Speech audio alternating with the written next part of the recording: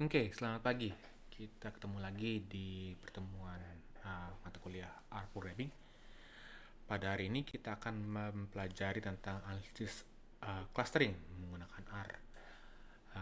Metode ini sering digunakan untuk menganalisis pola data, kemiripan satu objek dengan objek yang lain yang kita kelompokkan menjadi satu himpunannya sama.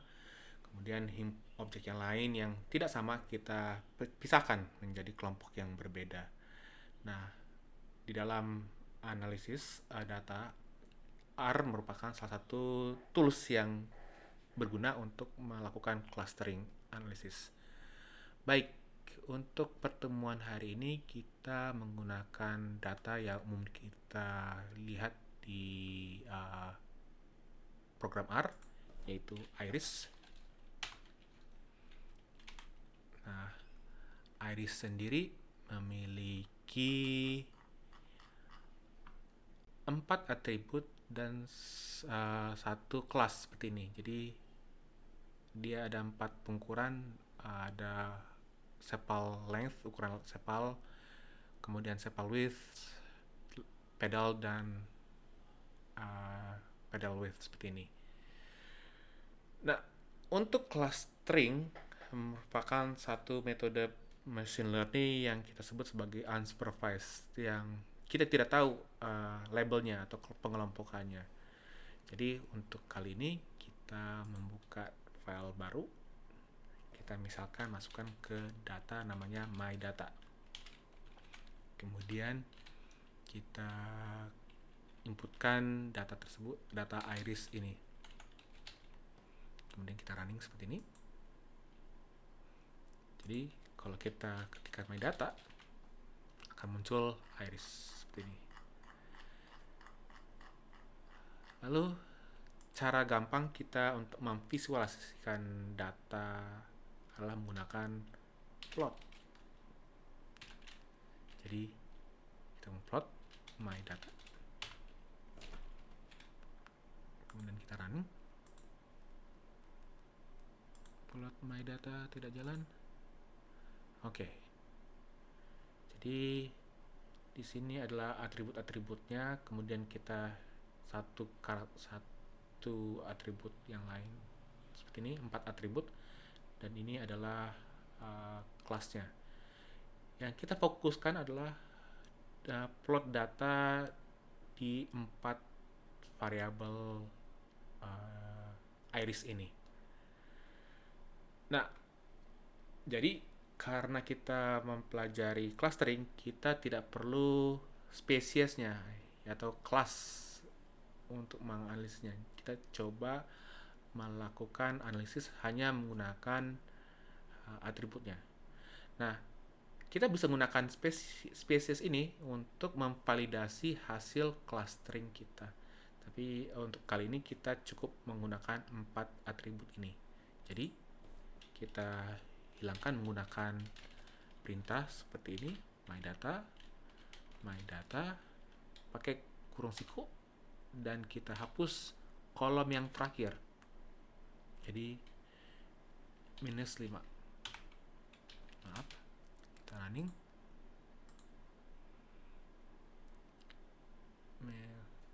Sehingga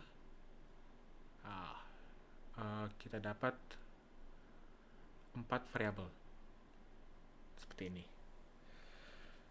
Kalau kita lihat my data, sehingga tinggal 4 variabel yang kita hapus adalah atribut atau field spesiesnya. Nah, sebelum kita melakukan clustering, biasanya kita lakukan yaitu proses namanya normalisasi data. Terkadang suatu data itu memiliki atribut-atribut yang sangat dominan atau sangat besar dibandingkan atribut-atribut yang lain. Nah, nah, data yang dominan tersebut itu biasanya akan sangat mempengaruhi hasil clustering yang kita lakukan. Nah, oleh karena itu kita perlu melakukan normalisasi. kita masukkan seperti ini. Misalkan ini perintahnya normalisasi data. Ini kita kasih ini bagian input data. Jadi yang kita lakukan adalah pertama adalah menghitung nilai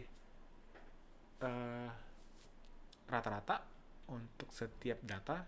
Misalkan kita masukkan dalam min data. Nah, kita bisa menghitung rata-rata setiap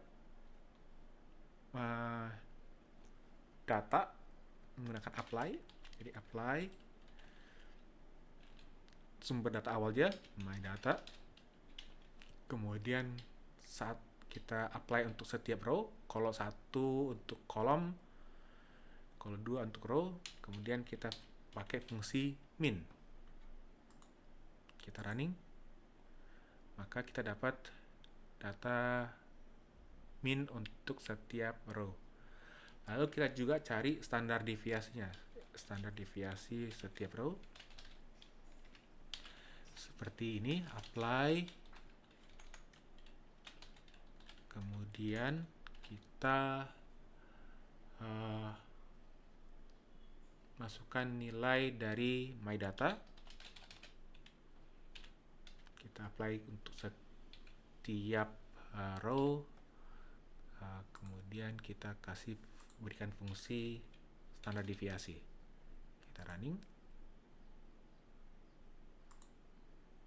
Kita dapat standar deviasi data. Nah, untuk menormalisasi kita tinggal buat misalkan di sini normalisasi data.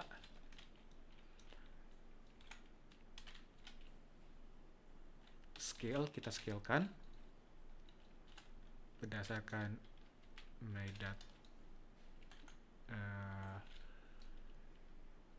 my data. Kemudian centernya adalah min datanya, data minnya. Kemudian kita sebaran scale-nya menggunakan standar deviasi. Scale std data. Kita running. Nah, kalau kita lihat normalisasi datanya akan muncul seperti ini. Data. Nah, nilainya akan lebih sama. Tidak ada atribut yang dominan. Nah, kemudian kita menghitung jarak untuk setiap data yang ada di dalam dataset kita menggunakan secara default menggunakan Euclidean distance. Jadi jarak matriks kita sebut seperti itu. Biasanya defaultnya adalah Euclidean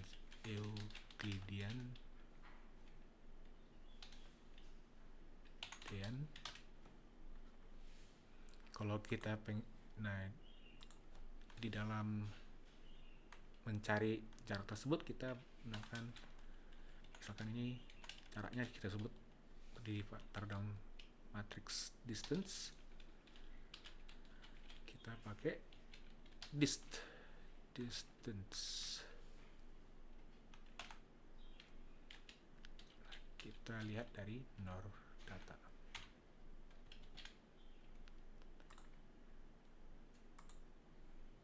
Nah, kalau kita ingin lihat, tinggal distance.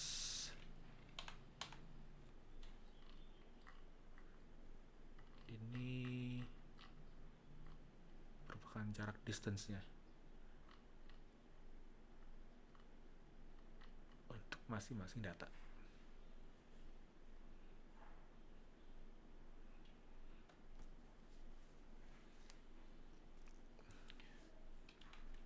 Lalu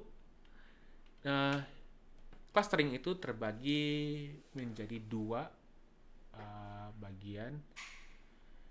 Yang pertama adalah hierarchical clustering. Yang kedua adalah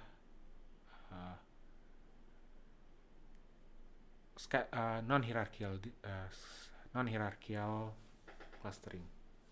Jadi kita pertama adalah hierarchical. Jadi hierarchical clustering. Jika Anda ingin tahu tipe-tipe cluster yang lain, kita tinggal menggunakan perintah tanda tanya distance. Anda bisa menggunakan metode jarak yang lain. Secara default adalah Euclidean. Anda bisa pakai CityBlock, Mahalanobis, dan lain sebagainya. Seperti ini. Manhattan.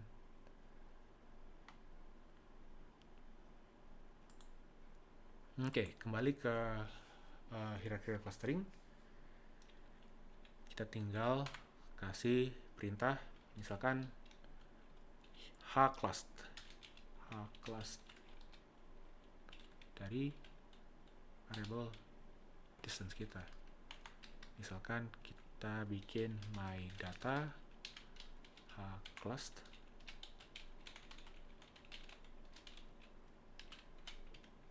kita running. Nah, gimana bentuk visualisasinya? Kita tinggal panggil plot my data hclust.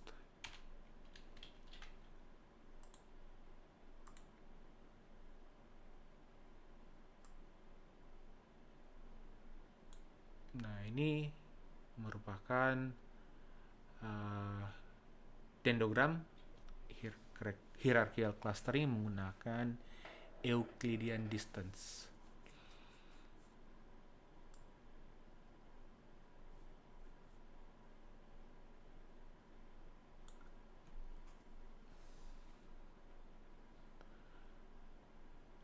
Nah, bagaimana kalau kita ingin menggunakan secara umum? Kita bisa lihat di sini. Di dalam melakukan hierarchical clustering ada beberapa linkage yang kita bisa gunakan. Ada complete, ada average, dan lain sebagainya. Misalkan kalau kita secara default menggunakan complete, kita ingin mencoba menggunakan linkage yang berbeda, kita tinggal pakai perintah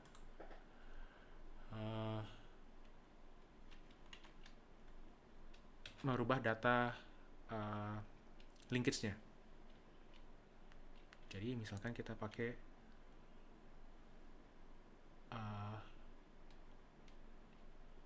average linkage, tinggal kita ganti my data hclust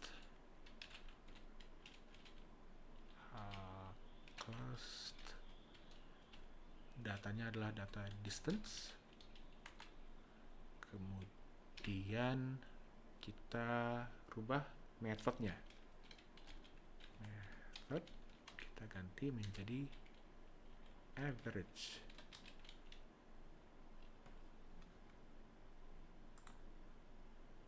Kita running. Nah, kita bisa lihat plotnya akan sedikit berbeda dengan yang sebelumnya.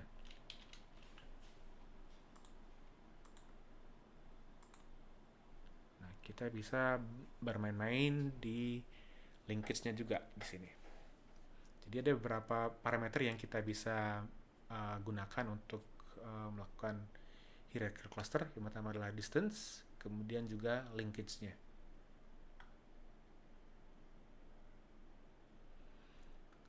Lalu kita ingin melihat, juga bisa melihat anggota setiap cluster. Jadi anggota cluster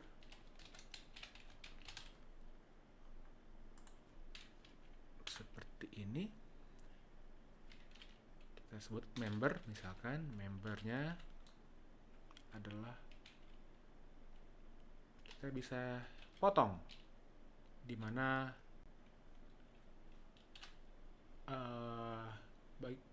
tingkat berapa, level berapa kita bisa potong sehingga keanggotaan si di dalam cluster dendrogram ini.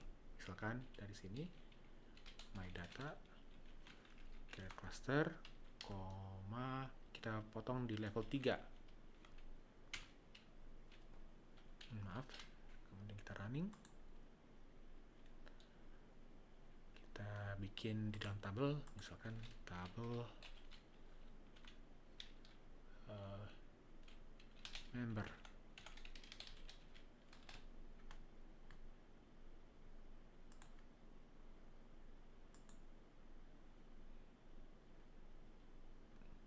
Jadi kita potong menjadi 3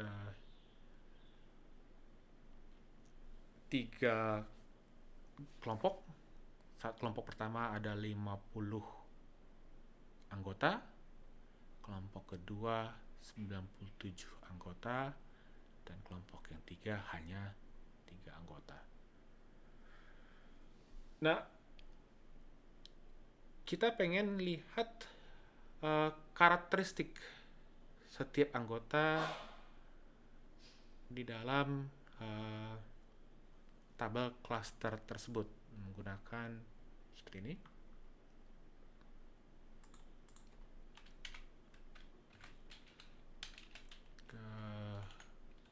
Karakteristik anggota.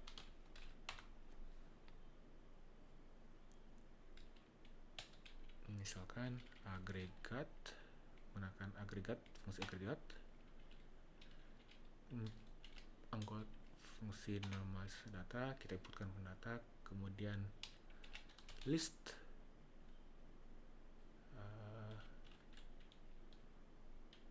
member,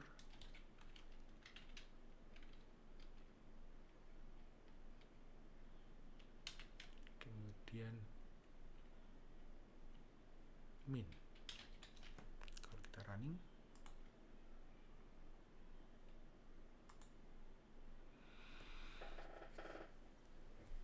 nah kita lihat bagaimana agregat setiap atribut mempengaruhi atau pengelompokan di dalam 3 kelompok cluster tersebut, mulai dari sepal length, sepal width, petal length, dan petal width seperti ini.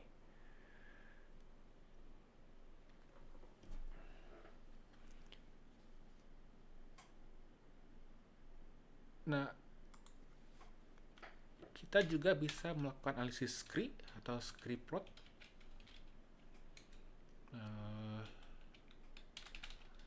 Yaitu untuk menganalisis width atau WSS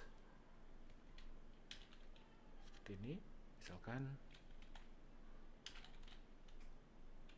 menggunakan data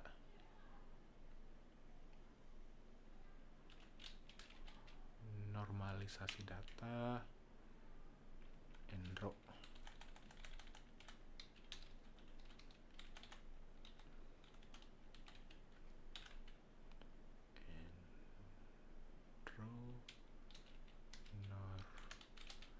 Normalisasi data dikurang 1 karena kita mulai dari 0, sekarang situ kurang 1. Kemudian kita kalikan dengan sum dari apply normalisasi data variannya, kita running,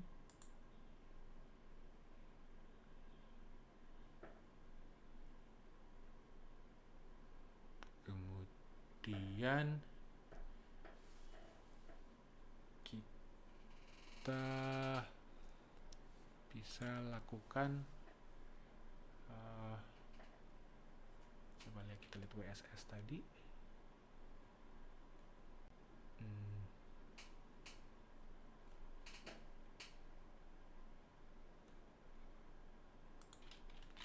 For i coba ignore data berapa in row ignore data 10. Oke. WS jadi kita for i into sampai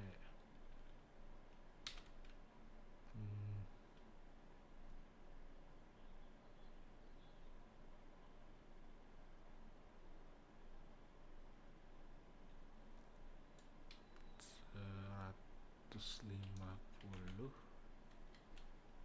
Coba WSSI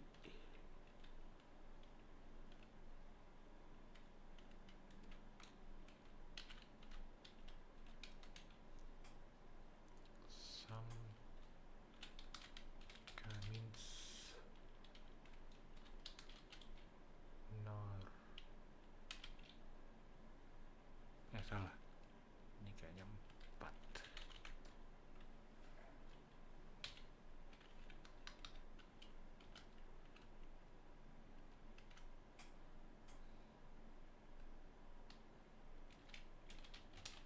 Center i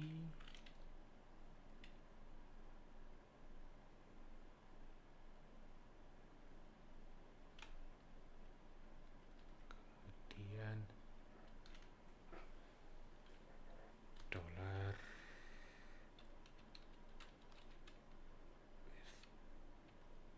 in yes. Coba kita cobakan running di sini.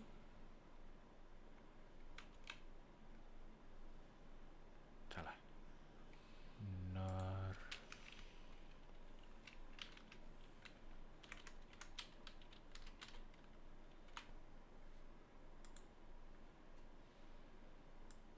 oke. Kita kopikan ke sini.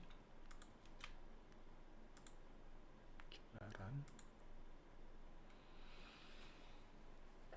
Nah, kita dapat WSS seperti ini.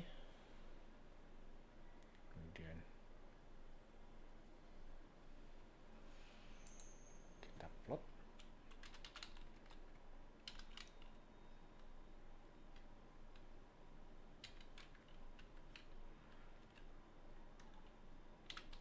WSS type bar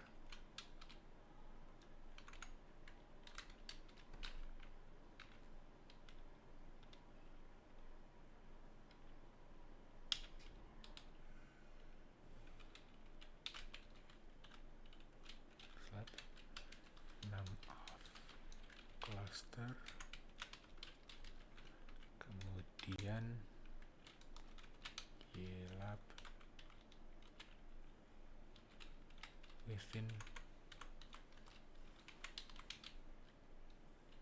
of squares.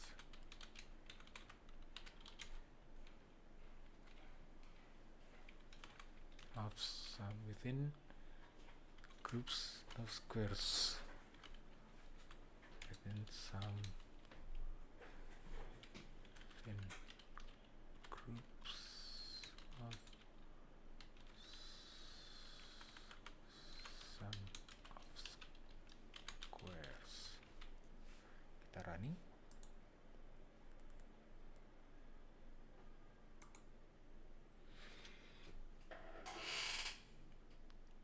Coba kita ganti ini 150, bisa nggak sih?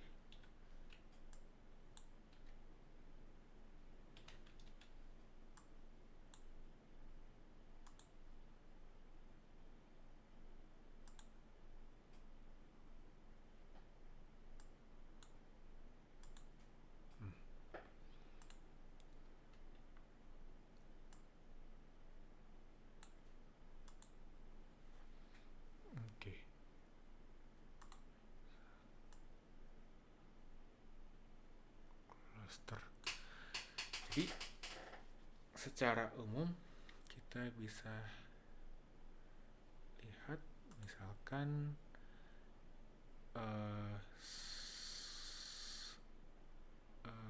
sum of square-nya semakin lama kalau kesana perbedaannya semakin sedikit. Jadi direkomendasikan memang jumlah klasternya di antara 1 sampai dengan 4. Dan kita bisa lihat di data spesies memang ada 3. Seperti itu. Ini salah saya, bikin 4 coba.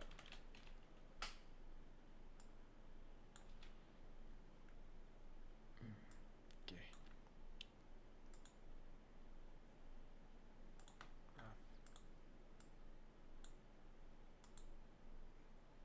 Tipe B kenapa dia salah?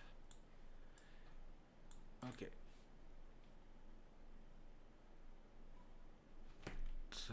Kemudian ya. Maaf.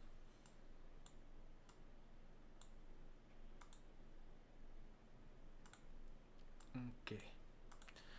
Dan yang terakhir, kita bisa menggunakan non-hierarchical yang biasanya kita menggunakan K-means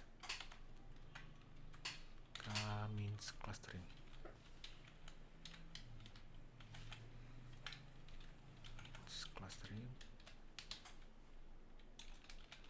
Nah, di dalam K-means, K adalah jumlah cluster yang ingin kita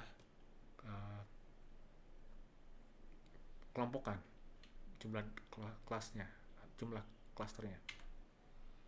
Jadi misalkan cluster data seperti itu, menggunakan fungsi K-means,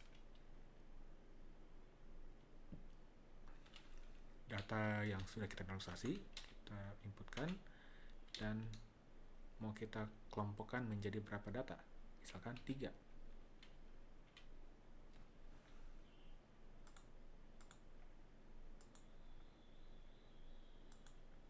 Jadi kalau kita running, kita lihat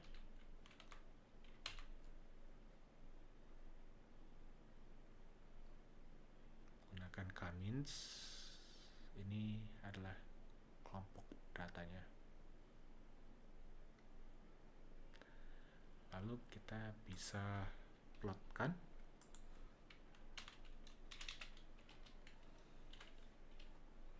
clustering tadi ya, cluster data.